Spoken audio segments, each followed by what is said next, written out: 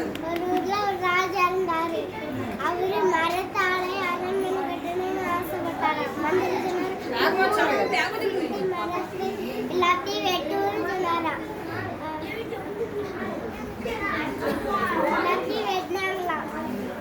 சேர்த்து அரண்மனை கட்டிட்டாங்களாம். அப்போ மழை பெய்யல, நம்ம ஊர் சுற்றிக்கிறாங்க எல்லாமே ஒரு போயிட்டாங்க. அது ஏன் தப்புனா சொன்னாராம். அப்புறம் தானியங்கள் நிறைய லைன் போட்டாங்களா. அடுத்த நாள் பெருசாயிட்டான். மரமா விளைச்சிட்டு